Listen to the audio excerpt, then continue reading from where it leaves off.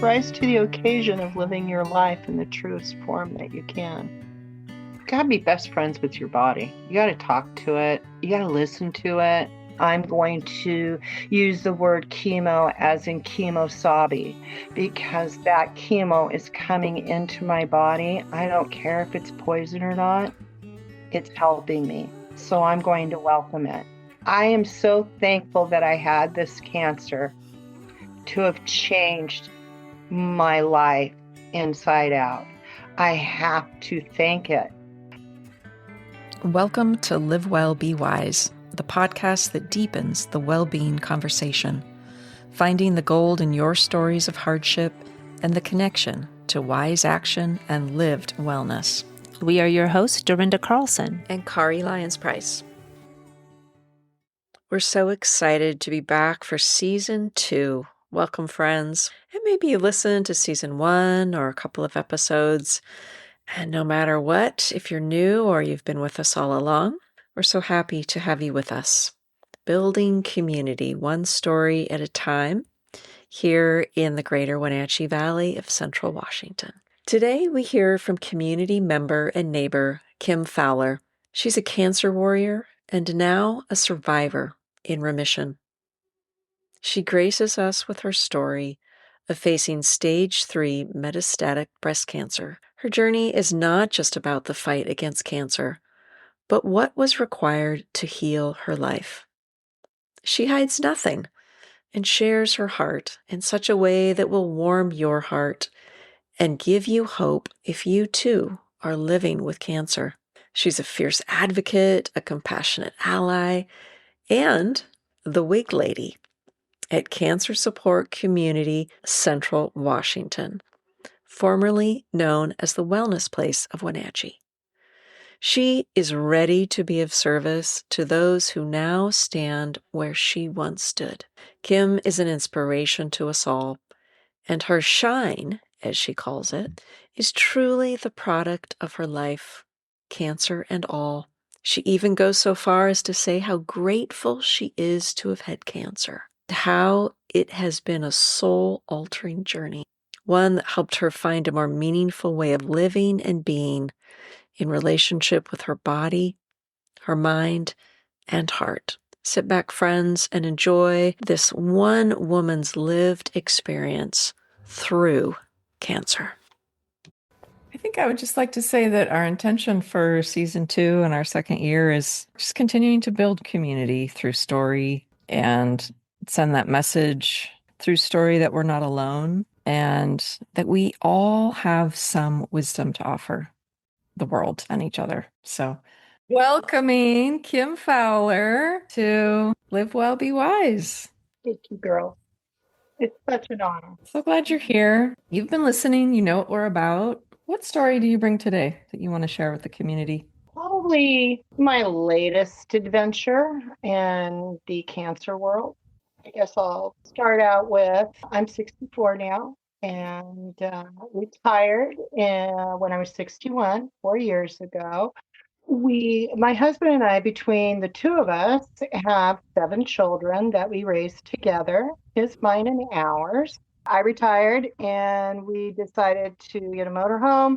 Our kids are in Maine, Florida, Georgia, New Mexico, and Washington. Decided that we'd, maybe take a few years off and, go visit the grandkids. So to make a Reader's Digest version out of this whole thing, I had 2 grandchildren here in Washington that have birthdays 3 weeks apart.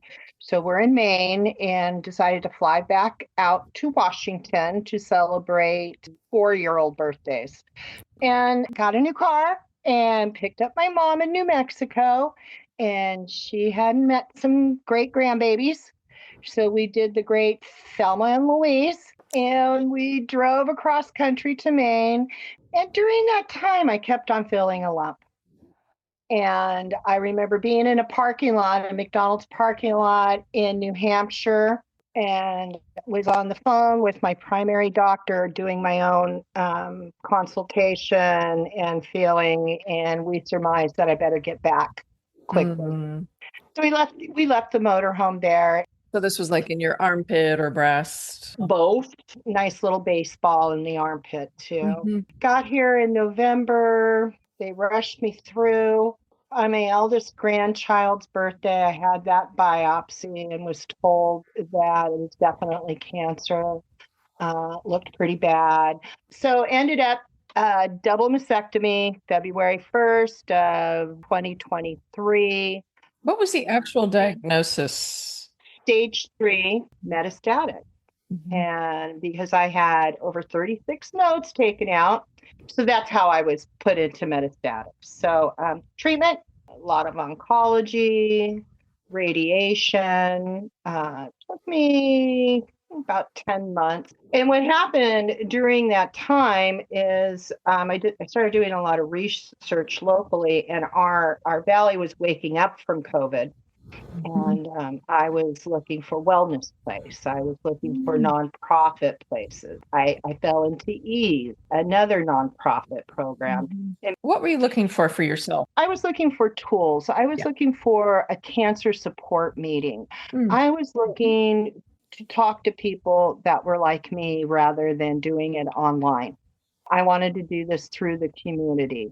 I did not want to be all alone in front of a laptop or my phone. I started looking, found cancer retreats through Ease, met Miss Marissa Collins of Wellness Place, told her that I wanted to work for her and please let me be her volunteer. And what are they called now, Kim? we are called a Cancer Support Community of Central Washington, otherwise known as Wellness Place. So yeah, I'm the wig lady. Honestly, my big deal was I had such great care at Confluence. I had those oncology nurses were amazing. Shout out to the oncology floor and the front counter staff. Radiation department was amazing. They were just simply amazing in supporting me. You know, with all that love and all that care, I wanted to give back. I just needed to pay it forward. I needed to. It's not that I wanted to. I felt it so deeply that I knew that that's why I was still here. And so where are you in the journey now? Are you cancer free? This is so coolio. It's an estrogen positive breast cancer. So I'll always be on an anastrozole, which is it inhibits my estrogen. I'm also on another Kisqali, which is pretty big time stuff. On those for 2.5 to 3 years, because of these tools through these nonprofit classes, as in meditation classes with you, my dear Kari, the exercise classes through the Y got me moving. I ended up just taking all these new tools, putting them in my toolbox and using them and using them for the good. Next thing you know, it just the community gets bigger and bigger. And I'm feeling more fulfilled and learning more. And then one idea goes into another, and now I'm trying to get certified in yoga only to do yoga for cancer. 2 years altogether, on the day that I was diagnosed, I found out I was in remission. Wow.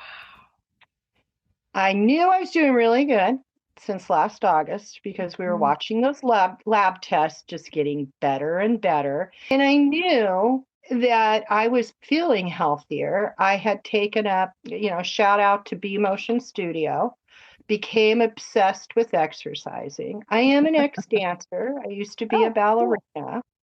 So it was good to move my body again. And then Dr. Vashtina says, you're cancer free. You're in remission. I got it December 15th, which was the day that I got diagnosed 3 years ago. Just like weeks ago? Yes. I'm brand new. Yeah. Speaking new. Wow. So, which brings a whole different wow factor to the whole thing called life. Absolutely. I'm so very thankful. A lot of things go into into that though, like a little bit of survivor's guilt. I want you to Yeah. hold that thought because I do have a Hmm. question about, you were seeking tools Right. to what I imagine support to get you through this. Were you always a community person? It sounded like, with once you had this diagnosis that you wanted people around you in order to survive. I did. I was the salon manager for JCPenney Salon. And I'm just a people person, but also I love community. I absolutely love making people smile. I love smiling at people. I love saying hello. I love just being a part of it all. I probably have FOMO, fear of missing out, for sure. It's Right. a huge thing with me. I'm wondering too if there was a nuance that you were kind of the giver. You've been that sort of classical woman, conditioned to give, support, support. So that going out energy you were so familiar with. Yes, ma'am. Yes, yes, And what yes. was it like to then be looking through the lens of, for me now? Different and hard. Very, very hard. Still hard. Still learning boundaries and trying to learn the word no just for myself, not to other people, to take everything on that I want to take on. But What was that like in the beginning? Can you speak to that a little bit? Being willing to receive, did you have to work on that opening? I did have to work on it. I was very overwhelmed. That starts right off with going right in for chemo. The oncology staff. My first chemo didn't go too well, and it ended up in the ER. And it's your first chemo. Mm, That's all I could say. That's how yeah, we learn. brutal. I think as an only child too, I watch a lot. And then working with people my whole life and listening and watching, it took a lifetime to learn what kind of communities I wanted to be in and make myself known and to help. It was hard in the beginning, but once I started your meditation class, the exercise classes, when people give to help people Mm, mm. is such a big turn on for me. It turns my energy on and it makes me want to drink it all up. What kind of energy gets turned on? I call it my shine. Thank You call it the Fowler factor. Yes, ma'am, the Fowler factor, but I call it my shine. I've Awesome. had a good shine. I'm an empathetic person. Mhm. I am a people person. But the big dealio on this whole bit of what I've learned through my whole life, you think you got it until you know you don't. Mm. How did the having cancer tell you you didn't have it? What was the bigger narrative? Thought I understand the nuances of where I was going in my Uh, life and my deep spiritual path. And mm, it's nothing religious or anything like that. It's actually just a belief system in myself, mhm, me, myself, and I, and mhm, my mind, and how I can use this mm, to help me. A lot of things that helped were a lot of research, was Joe Dispenza, books like that. mhm, I watched videos heal, and that's when I learned that I'm going to use the word chemo as in chemosabi, mm. because that chemo is coming into my body. I don't care if it's poison or not, it's helping me. So I'm going to welcome it.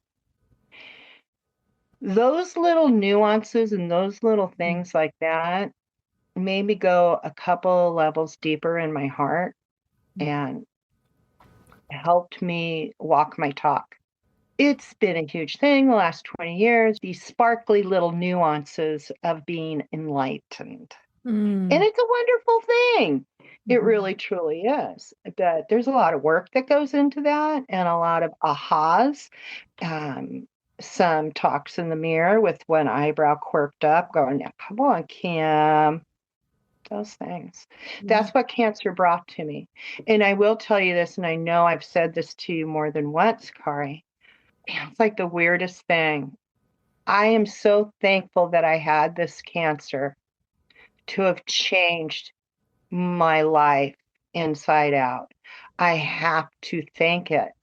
I have to hug it really tight because it brought in the most beautiful people in my life. I have such beautiful friendships. I, it's hard to find the words for appreciation or a full love or even a thank you. I know I try with my hugs, but it is such a mind altering, soul altering journey. And honestly, it feels like I'm floating, I'm gliding, I'm flitting, I'm flying. I love life. I'm obsessed by it. I wake up, yay! Okay, what are we going to do? 100 million things today. But most of all, it taught me that people are hurting and that I was a lucky girl. Ooh, I have to take a deep breath on that. Yes. As you were talking, I'm reflecting back on my husband's cousin's journey. Not as shiny and bright as yours. Whether or not that was attitude, I can't tell, but that's what my husband and I want to believe. I wonder what I would do in this scenario. I would love to know when you did get the diagnosis. I guess the first thing I go to in my mind for me is, would I have had some resentment? Would I be at odds with my body? Would I be angry at, the universe? So to get to this point, did you have to go through several stages of, what we call grief or, anger? I did. The first thing I did was grab books. I'm an avid reader and researcher. When they first told us, my husband was with me, we had had a talk before this. I had kidney cancer 2011. Easy, snipped it off. Nothing else. No problem. That one I was hysterical. I was crying. I was hysterical. I was beside myself. Fast forward now, and the hubby and I had 5 days of traveling across the country to really talk about this, and we both said we're going to hit this head on. And when she told us, you do have cancer, and it looks pretty bad, but I'm pretty sure we caught it just in enough time. We both looked at each other and we said, what do we got to do? It was almost like a team decision between equal partnership, man. When we decided that I wanted a double mastectomy, the doctors were like, yes, please do. Kurt said, well, they've already served their use. And I'm like, okay, who needs them anyway? I just got out of a cosmetic surgery to make myself flatter because I enjoy being flat. I really do. It's so liberating. Was there time of anger then?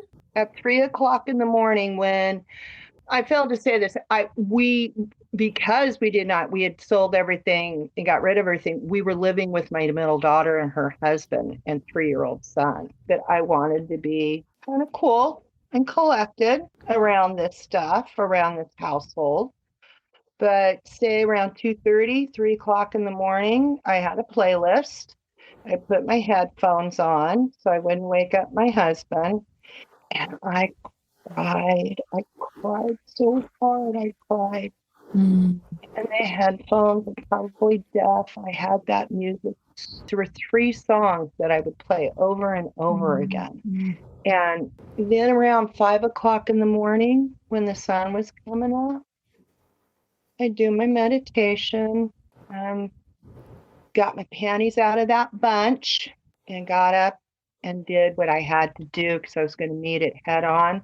Right. And not even head on, I was going to go over it. And that's what I did. It's a lot of mental stuff. It is not easy. It's not. Fierce mental stuff. Yeah. So I know in cancer, for a lot of people I have known and a lot of organizations and doctors and hospitals, there's this sort of war metaphor around cancer that's common, going into battle. the warrior. And I'm just curious, did you sort of adopt that? Was it Yeah. helpful or harmful? It can be harmful, especially with a personality like mine. I'm very stubborn and strong. And with that comes obsession. So, yeah. Yes, most definitely. Was that clear from the beginning that that was kind of the stance and the attitude, or did you kind of build into it? No, that's the agreement that husband and I had. This is a wartime effort. We're going to do this, and we're going to get through this, and we're going to come out through the other end. And it had a lot to do with where our minds were at and how we were going to take care of it. Only reason why is because I was so hysterical 12 years earlier than that, with a simple little thing. It wasn't really simple, but still, nothing like what I have now. So I think we learned our lesson too. But I'm curious, you mentioned the way you kind of word played with chemo and chemo sabe and sort of welcoming that poison, as you say, into your body. But I also imagine with that war metaphor that lots of times it would be hard to come to terms if I was in your shoes with I'm at war with my body because the cancer's in my body, but I want my body to heal. So how do you bring You are at war with the cancer, Okay. but the chemo to me is my cavalry. Okay. And so that is how I had it in my brain. People say, God, how can you take all those pills and all that poison? It's something I've got to do, but I also do it with a lot of try to be as organic and natural as I can. But this poison is helping me live. And now look where I am with the Right. poison that helped me live. So you have to play it for both parts. I think a lot of time with cancer, it's the side effects. For me, it's pretty funny. For me, it was like a football game. For the side effects, I had something to help with that side effect or get over. So I had a playbook. I wasn't going to have my legs ache after my Granic shots, after my Red Devil worst chemo out there in the whole world of chemos. So I took my Claritin. I researched everything, and I didn't research it on Dr. Google, by the way. People don't use Dr. Google. Ask your doctor. That's what they're there for. Right. But your nurse navigator is there for as well. And then the nonprofit groups that we have around here. I think it's really surprising to people when they first find out that they have cancer that there is some nonprofit organizations and what a great community Right. it Yeah, is we here. don't know how to navigate, do we? I mean, we don't know till we know. Yeah. No, So you need to exactly. know. Yeah. Exactly. So in kind with Kari's, head on and warrior mentality with what you were saying that the chemo was your tool, this poison was your tool to fight this war. So in that maybe opposite or duality, were there places or spaces where you felt like you needed or you did soften or you surrendered? Nature. I remember being early morning, like 5:30 in the morning, on my daughter's patio, and my head was back, and I have, my earbuds in, and for some reason, I popped my head up and opened my eyes, and there are two deer staring at me. And I just said, hello there. And we just stared at each other. That was like the best shot of medicine. So wonderful. Asking my husband, please go fishing so I could sit by the river and just get some nature. And then my grandbabies. There's nothing better. Yeah, I imagine there's just times when you're on this journey or on this battle path that you need to just rest and lay it down, lay the fight down. Yes. Were there times when your mind was able to really just be with the rest of your life? When you were with your kids or in nature, or was cancer kind of just always pulsing there in every moment? Oh, that's a really good question. Cancer was always pulsing in the back, but I went out of my way. Oh, I have to say this. Shout out to my best friend of 53 years, Barbara Diaz. She helped me get through this, and Mm. she had mantras. And so what it was is that we were badasses, and this wasn't going to take us over. And I had the mantra on my bathroom mirror. So whenever I was feeling too puny, I'd go read that, and I would come up and over that. The mantra is cancer cannot get either one of us. My best friend Barb and I are the biggest badasses in the world. Yay! Let it rock, Dorrinda. Yeah, right? Yeah. I could not have done that without her, because her cancer, when we had cancer together, hers was bad. It was, in her blood, and she's doing good. Took my insecurities and made it a strength with her backing me up. What a beautiful thing to have such. It sounds like the support you had was so pure and integral. And I mean, just your husband and your best friend, like right there, that's like Yeah, right there. team. I mean, really, right there. I think all of my children were still stunned. I have 2 sets of children. So my first 3 children lost their father to cancer. That was sad. I was there. And so when I got this cancer, I think it was shocking. And they had each of their own little journeys in their brain to go through, because it was really, really tough. I think my biggest thing that is a problem with me with cancer, I remember I had an employee tell me this: the world could blow up and the apocalypse could happen, and the only thing alive would be Kim Fowler and the cockroaches. What? I could have cancer, I had sepsis, heart attacks, stent.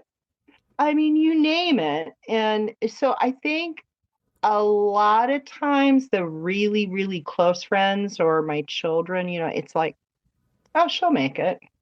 She's got it. And I'm glad that they feel like I can, but that's a lot to live up to. Statement about you and the cockroaches was about your deepest instinct for survival.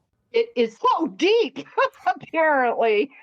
Deeper than the Grand Canyon, man. I guess that's what it is. Is I'm still kicking around.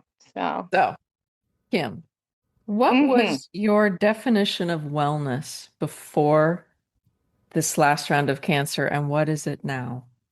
Oh gosh. It'll have everything to do with what's inside of me and my mental way I react, the way I think, the way I meditate, the way I don't really judge that much anymore. So this is your definition now, I'm guessing. That's the definition now. Before cancer, and I say this a lot, I thought I was a really caring person, and I was. And I was very empathetic, but I put my rat race needs in front of everything else. Raising kids, being that business person, paying the bills, and just dealing, and stuff it. And then stuff it just, I don't know, a little bit more so you could have a heart attack, get cancer. It was how I reacted to all those stress makers. That was my next question was, can you expand on that reacting? Because I was like, there's more to suss out there. And I fully acknowledge that. I didn't think that I felt like I never had the time.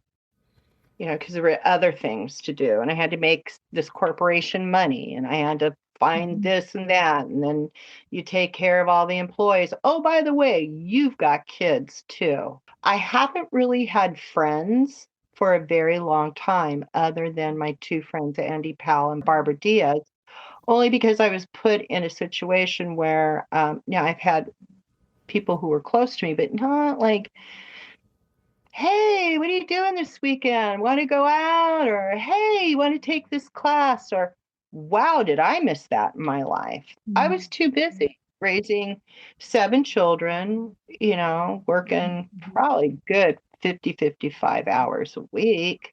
Sure. Oh, I had a husband too. What you're describing feels like sort of a classic, you don't know till you know, but if you could And for Yeah. those maybe listening who are in the early stages and have a very busy life as parents and Hmm. workers, what would you have done different that you think could have been feasible? Not fantastical, but feasible. Feasible to actually realize that I needed downtime. Mm, That raising those kids, it was about the quality of the time, not the quantity of the time.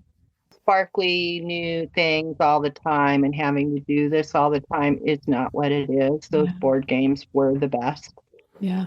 So slowing down, letting yourself rest.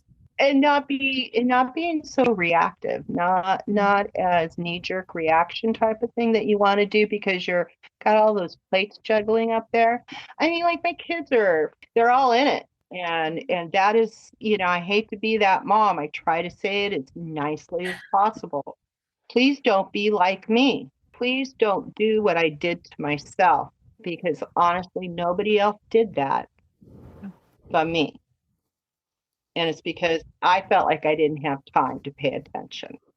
And we all get caught in that time trap. It Because is a trap. it's a cultural ism. We all say that. I don't have time right now. But what do we have Mhm. time for? And have we actually thought about that sort of algorithm of value attached to our time? Yeah. And how do we value ourselves? Apparently, I wasn't valuing myself all that much. Right.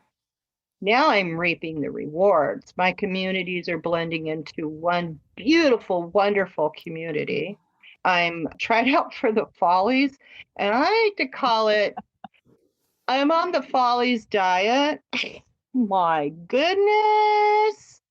I've lost 6 pounds. Wow. Just How fun. shaking my thing. I'm finding that, my cancer community really helped me get up on my feet and get me Mm. there. And then I have like a good workout. It's all health based. And then the theater community. And the next thing you know, in the Wenatchee Valley, it's all integrated. It Mm. gets integrated. And so that now my community, I feel like I've got the best of Wenatchee Valley. It's just a wonderful thing. It's like starting out in life all over again every day, What a revelation. every day.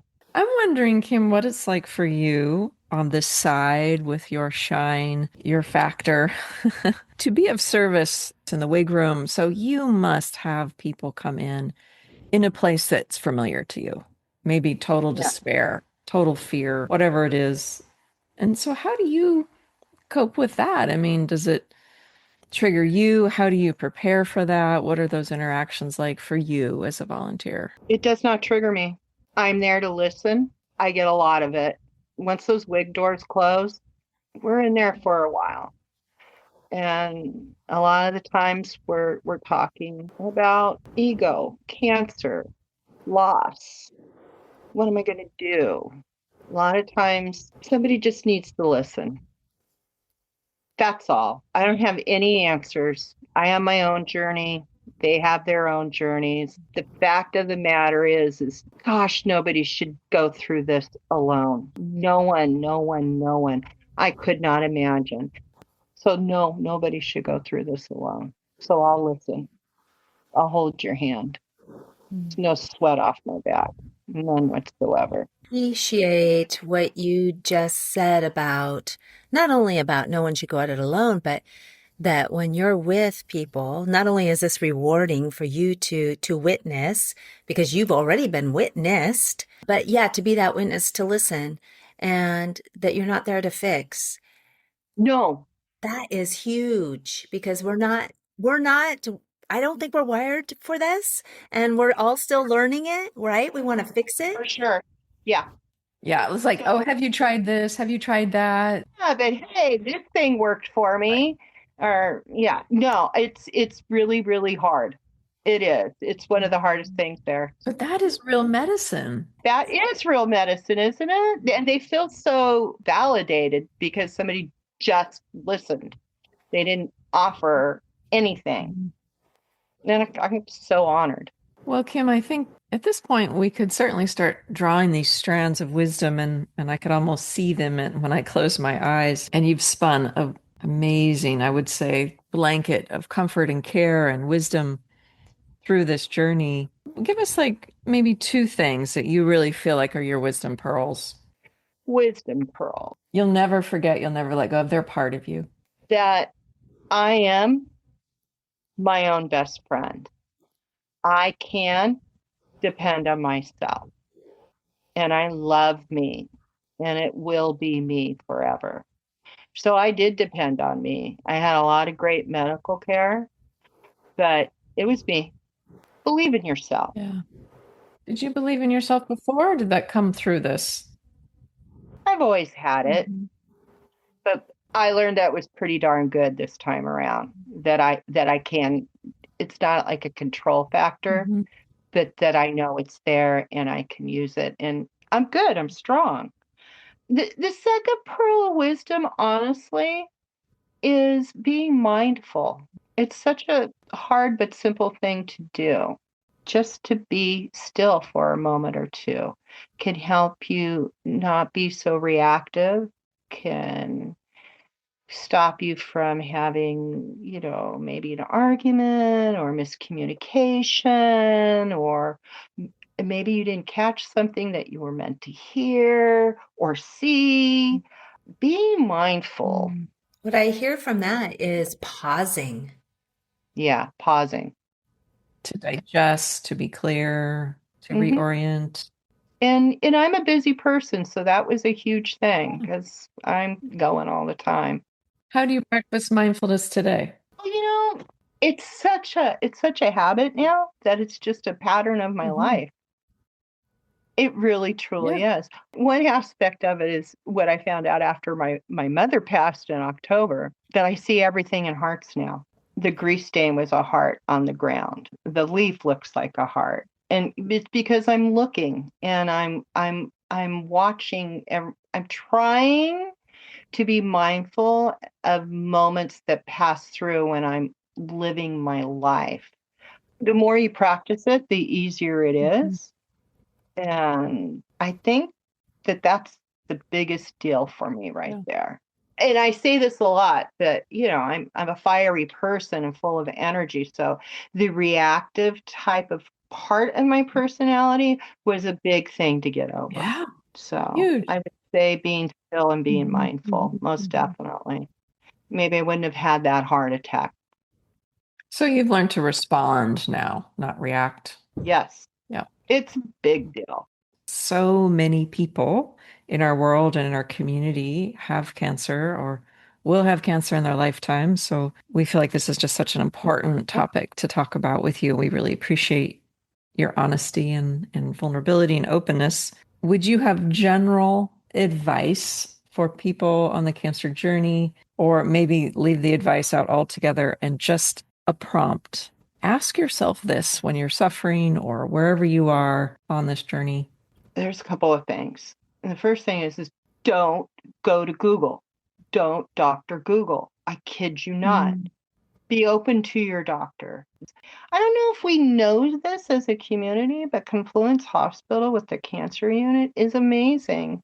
One of the number one care units for cancer in rural communities throughout the nation. So I guess one thing would say, if you find yourself with cancer, take a deep breath, feel all the feelings that go through with Mm. it, because you need to, so you can be a little bit more clear. But I think the two big things, and they go together. You have to be your own advocate. You have to ask questions. I see and I hear, especially on the online cancer communities, they'll ask the people in the group, a question. And I'm wondering, why didn't you ask your doctor? Mm. Try to feel comfortable with your doctor. If you're not feeling comfortable with your doctor, find another Right. doctor. You know, Because you're in partnership. you are in such a partnership of your life and for your life with this person that's playing, the scientists that they are, the mad chemists that they are, to get you right with the type of cancer you have. If you have these questions and you're not asking, with breast cancer, we get a nurse navigator, but there's social workers. There's so much help out there. To be your own advocate is what I think is the best. thing that you can do, and to ask questions. Seek knowledge to where you can understand. Oh, and also always tape your visits. Oh, record. Yeah, record, because and they don't mind. You just let them know. But, Sure. you're in such a blur of cancer, you don't know what they just said to you. Right. Oh, that's great. Are there things, Kim, if you were able to coach your community and the culture at large around how to converse and support people living with cancer? Are there don't do's as well as do do's? Right. Don't listen to the stories about someone's Aunt Irene. Gotcha. Thank you. Thank you for saying that out loud. 5 women can have breast cancer, and each one of them are a different story. You are sharing your felt experience, but you're not sharing like necessarily, these are the things you will go through because these are the things I went through. It's emotional support, energetic support. You're not giving medical support. No, you can't, because we're all different. And there's your doctor. They're there to help you. Navigation was huge for you, right? I mean, that's why you did research and you were putting time in with these doctors, not to listen. I mean, yes, to listen to them, but to make sure that you were heard as well. Exactly. And I felt heard all the way through. I needed to be heard. I'm that type of person. I think everybody's that type of person. For sure. And they understand, they've trained, they know. It's not something that nobody's not heard of a question before. Please, because you are the only one you have. Listen to the voice inside you. But try to get all that info. Don't go through this going, I don't know. Right. It's just what they told me to do. Well, it is an interesting process because you're not only navigating a disease and where to go from there after a diagnosis, but you're really navigating what is this going through your head, your energy, your soul, because you have to navigate you. Yes, you do. It is a lot of work. And believe you me, you do have the time to think about you. You get tired, you're knocked out. And for me, that's what I thought about. How can I use this? What is going on? How did this happen? Am I going to let this defeat me? Am I going to let this get me down? Well, of course I'm going to cry and let it get me down, but I'm not going to stay down. That's just not going to happen. Yeah, that's just the Fowler factor, man. We are so honored to witness the Fowler factor live. Woohoo! And that factor, I just have to be clear, the factor is all of you. It's all of your shine. It's your quick humor. It's your curious nature. Always asking questions in class and of people and really wanting to hear the answer. The factor to me is your unique imprint. And it's so beautiful. Thank you. Yeah. I love it. I'm going to use it with the family all the time and see how many eye rolls I get out of it. Of course. They're like, great. She really needed that. Yeah. Oh, God. Well, I couldn't be more testimony to the fact that indeed we need each other. Cultivating community when we're down, when we're fighting the war of cancer or on any other journey becomes like drinking water. I imagine it just is the life force you need. It is my life force. And now that you're on the side of wellness, you've felt the purpose of it and you can't live without it. And now it just sustains you, right? Right. It sustains me. It is my force. It's like the wind beneath my wings. It's my pulse. And I love it. Yeah, initially when I was listening to your story, I liken it to the other stories that I know. And when you were just highlighting in your stories that cancer it's not just about the cancer. It's about what's inside of us. Exactly. A lot of onion layers. Yeah. And cancer is just at the top. It's the problem. It is. And that is the truth. That is how I took it for myself. I tried to peel away as many layers trying to peel away all those layers. People ask you, what makes you think you got breast cancer? And of course, it's going to have some connotations over how our food is processed now and the pollution here and there and all that fast food I ate in the 70s, 80s. That in combination with how I treated my body. And I did not treat her very kindly. I did not. I loaded her up with stress. And I'm telling you right now, that stress is going to kill you, because it wasn't only just cancer with me. It was several other things that would come up from it. No, we're not going to have that. That's a huge layer. Huge. It's huge. And then you think, well, within that layer, there's a multitude of thin layers to make up that thick layer. Yes. And it's like, geez Louise, man. Right. How did we learn this response pattern? How long has it been going on to never rest? Well, I'm a multitasker and I thrive in chaos. Heard that before. Yeah. This morning in my meditation, I was asking outside of myself for, just that I'm here to receive. And then I'm like, why am I doing that? Why am I looking outside myself? Let's look inside. So instead of dear divine, I'm open, I'm like, dear divine body. And that just struck a chord in me. I've never talked to my body like that and thought of it that way. What a difference that could make. And I mean, I'm not saying I just made a huge, life altering, but I mean, that was a small shift of thinking. That is exactly what it is. You got to be best friends with your body. You got to talk to it. You got to listen to it. People could say that it's a real selfish take, but the number one thing I've got is me. It's me till the end, just me.